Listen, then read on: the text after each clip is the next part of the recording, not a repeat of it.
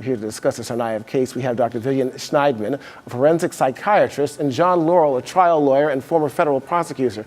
Doctor, I want to start with you. So much was focused on Johar in the courtroom there, his lack of remorse, slumping in his seat. I would think this probably had some effect on the outcome in terms of him getting the death penalty, in your opinion. What would you say? I'm sure it did. I would think that people were probably thinking that he didn't care about the trial and didn't care about the outcome, but I don't think that we can draw a conclusion about somebody's thinking based on their behavior. I know that you obviously can't diagnose him, you weren't there with him, but if you were to look at it, this is a quick case in point, what would you say about this young boy? I mean, he really didn't show any remorse, he didn't take the stand, I guess the defense did not want him to take the stand. How would you kind of diagnose him in any form or fashion? Well, I'd have to say, first of all, I can't diagnose him because I never evaluated him. But I would want to know a few things. I'd want to know, first of all, was he medicated? You know, there are a lot of powerful psychotropic medications that can make somebody look really apathetic. And doctors might have thought they were helping him to feel calm, and they were really making him look completely tranquilized. I don't know if that happened or not. He may have been advised by his attorneys to not show any emotion. I don't know why they would do that, but that might have been part of their legal advice. And he may himself have thought that to show no emotion would have somehow made him look a certain way. Without actually asking him, there's no way to know. Right. I don't think that there was any psychiatric component to this trial. I think that a psychiatric evaluation might have added a lot of information to a trial like this one. We have all sorts of complications here, and Doctor, I want to get back to you in a second, but this whole issue of lethal injection, the cocktails that are put together, there have been problems with that. What do we face here in this particular case? Many problems throughout the states. There's concern that it's cruel and unusual punishment because the lethal injection does not necessarily work, so people are suffering during the death process. However, on the federal side, it's been carried out in the McVeigh case. It was carried out successfully. I don't think that's an avenue of an appeal either. Dr. Shnaidman, I'm going to get back to you on this. There's been a lot of concern and contention as to whether or not he should spend life behind bars in prison in a maximum facility or the death. Some say that if he dies, he'll be a martyr. Can you tell us perhaps what it might be like for somebody in a maximum security jail in prison 23 hours in a small cell out of 24 a day? What does that do to one's mind? It really depends on the person. I have a lot of experience working in prisons. I've worked with people that have been locked up for 23 hours a day. Some of them like it. Depending on the prison, depending on the rules of the prison, depending on the status of the prisoner, they can be in a little room, they have all their stuff, they have their TV, they have their books, they have their letters. They don't usually have internet access, but they can have a computer. Some of them can make a life in there. And for some people, it's not so unpleasant. For some of them, they have less frills, fewer frills, and it's maybe not as pleasant. But life in prison isn't necessarily a horrible thing. For some people that have fewer less mental stamina, it's more difficult, but it is a lifetime in prison and outside of society.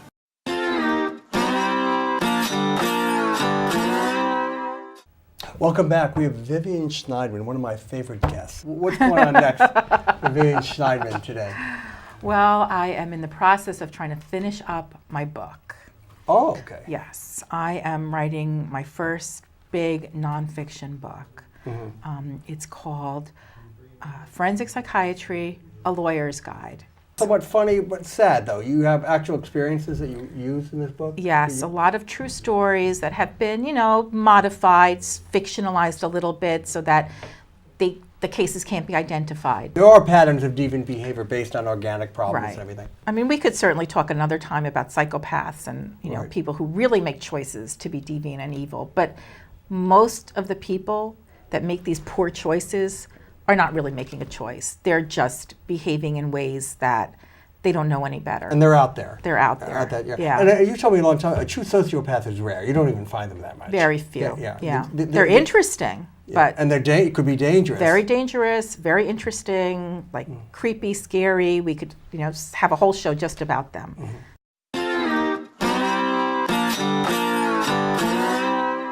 I don't know what's going on exactly in their minds, but we do know a few things that bird watching does to their minds. And we know it's really good for your brain. We know that bird watching is healthy, helps to keep your mind young, helps to keep your mind active. It strengthens neural connections. We know that bird watching includes exercise, that you have to be able to pay attention to detail. And I guess people have all those things in common. They want to be able to pay attention to detail. They want to be able to put things into categories. They're capable of remembering things like where to find a certain bird, what it looks like, how it flies, what kind of tree it grows in or likes to land in. It's true. They have these encyclopedic memories of, well, they have these books that they carry too, but they seem to remember the names of the birds and the characteristics of the birds. And I'm at the point, I can barely even see the birds. I hear them in the woods, and then when a bird watcher points one out to me, I can see it. Yeah, and the bird watchers, not only do they see them and hear them, but they recognize them by the way that they fly, the way that they rustle the leaves, the sound of the rustling in the leaves, the sound of their whistling. I think some of them even understand the different kinds of calls and what they mean. So they're kind of learning the language of another species. And I think that's what attracts them, is this, the way that some kids like to learn about worlds that are made up in science fiction. These people like to learn about a species that is not our own.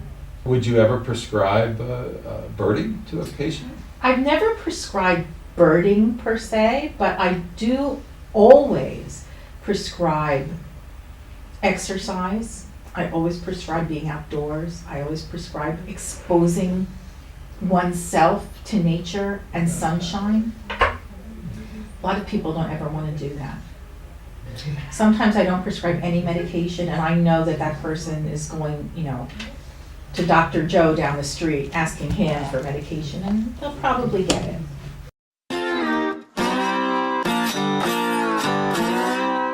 I just wanted to get your thoughts on that. Yeah, so I know I talked a little bit about the different sounds that they make, and I know that birders do identify them by their sounds, and they always go like, oh, that's a, yellow-billed whatever.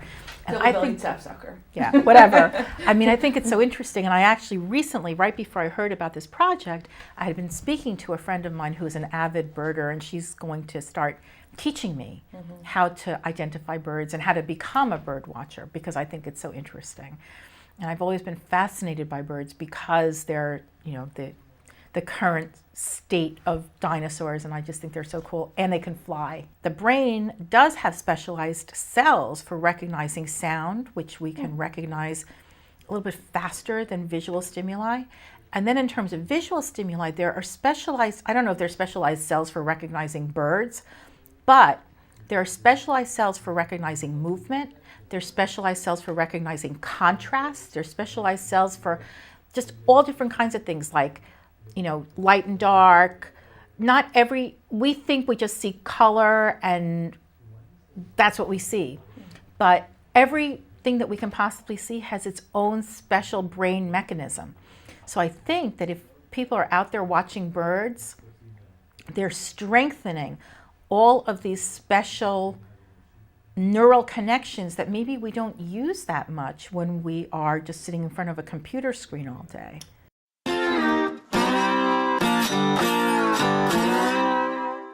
This woman is bulletproof. I don't think she's lost a case. Her name is Vivian Chern. So a forensic psychiatrist is a psychiatrist who specializes in the application of psychiatry to legal matters. So that could be any legal matter. It could be violent, criminally insane people, insanity defenses, could be divorce cases, custody cases, something called testamentary capacity, which is figuring out if somebody knew what they were doing when they wrote a will. Those are actually my favorite cases, the ones of people that are already dead.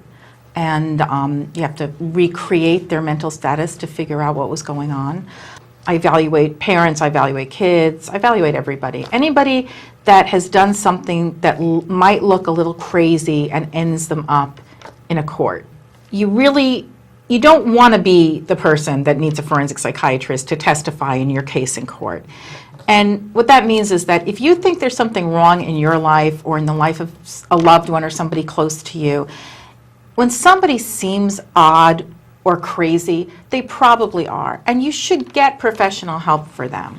Psychiatry is a very interesting specialty because there really is there's no definitive test. There's no blood work. You can't really hook people up to a machine to see what's wrong with their brain. You can't use that thing from Star Trek, that wand or anything. That doesn't work for psychiatry. So all you really have is a clinical evaluation of the person. But the really important thing is that a clinical evaluation doesn't mean just what you tell me today. It means what you tell me today and then what everybody else around you and involved with you can tell me. I'll tell you something funny. People always say to me, oh, you talk to all these people and people tell you stuff because you're a psychiatrist.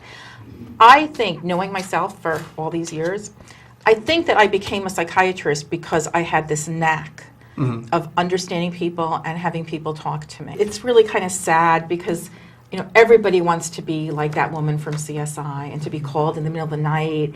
There's a body lying in the field, and then you rush out and you interview all these people. It's and dramatic. You solve all these mysteries, and then you run their DNA, and then boom, you've solved this case and saved all these lives. And in reality, not only does it not happen, but even when you have a case that you strongly suspect there are dead bodies associated with this person, you can't do anything. I started to think that there were cases that he had completed. It wasn't likely that all he had ever done was 3 attempted rapes and got caught, when he used to spend days and weeks and months literally living in his car, driving around looking for victims.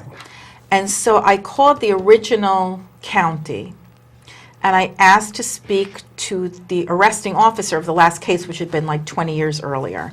And he was now like the chief of police for that whole township. And I said, is there any way, since all the DNA gets put into database backwards. So if somebody today does a crime, the DNA evidence will be put into the state database. But if somebody did a crime 30 years ago, that is probably sitting somewhere in a box. Yeah. So I said, is there any way you can pull up unsolved rape murders from that time? And also, one of the things we knew, you talked about the FBI training that I went to, which was great class. One of the things that we learned is that you have to look at rapists' comfort zones. So this guy had convictions up in Bergen County and in Pennsylvania, like I think in Delaware, very big comfort zone that he was active in.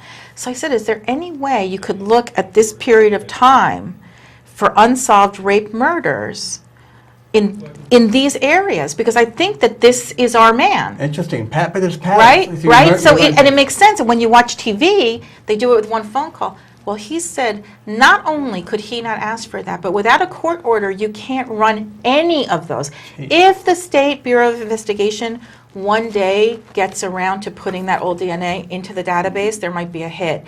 But if they don't, they don't. You can't approach a case in the way that they approach it on the shows.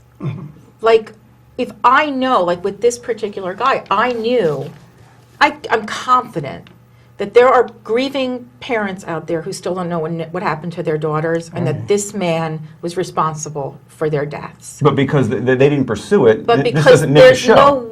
there's no way in reality to pursue it unless you have some evidence that you can link this perpetrator to this unsolved crime. Most murders are not whodunits. People always ask me about serial killers.